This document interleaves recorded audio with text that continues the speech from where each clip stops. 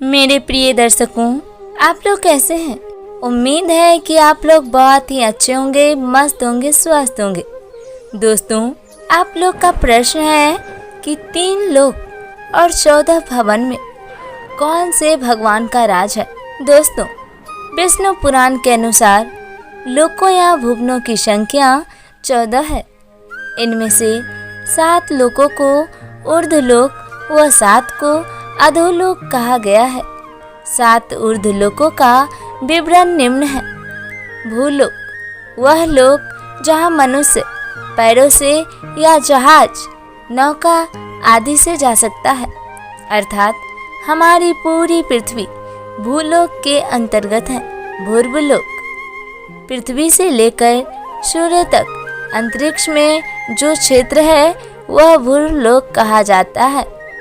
उसमें अंतरिक्षवासी देवता निवास करते हैं।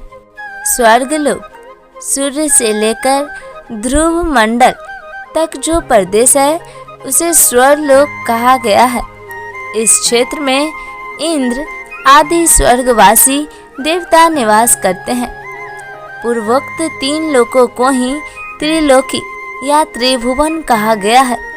इंद्र आदि देवताओं का अधिकार क्षेत्र इन्हीं लोकों तक सीमित है। महलोक, यह लोक ध्रुव से 1 करोड़ योजन दूर है। यहाँ भृगु आदि सिद्धगण निवास करते हैं। जनलोक, यह लोक महलोक से 2 करोड़ योजन ऊपर है। यहाँ सनकादिक आदि ऋषि निवास करते हैं।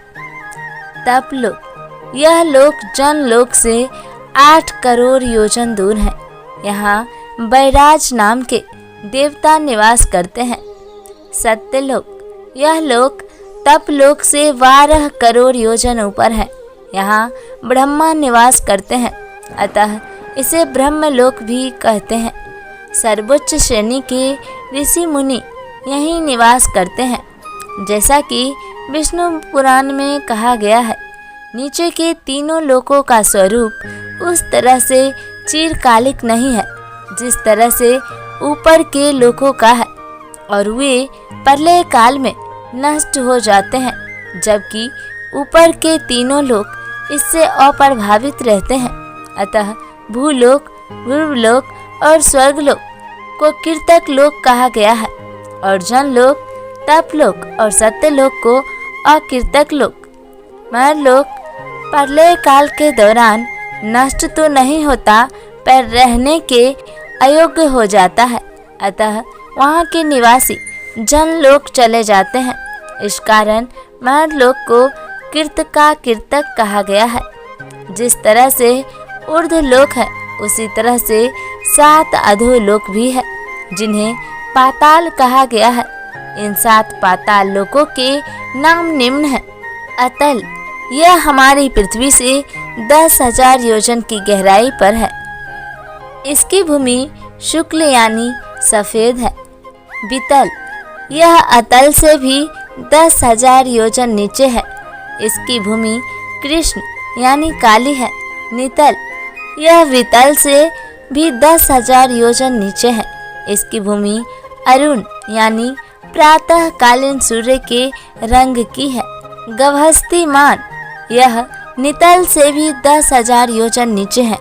इसकी भूमि पीत यानी पीली है।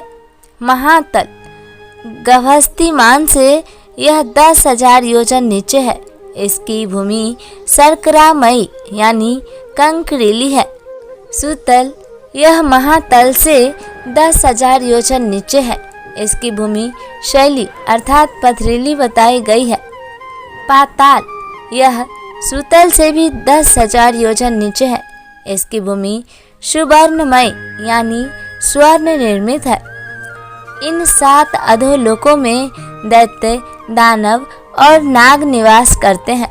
हम यह कह सकते हैं कि अंत तो गत्वा हर लोक भगवान के अधीन है।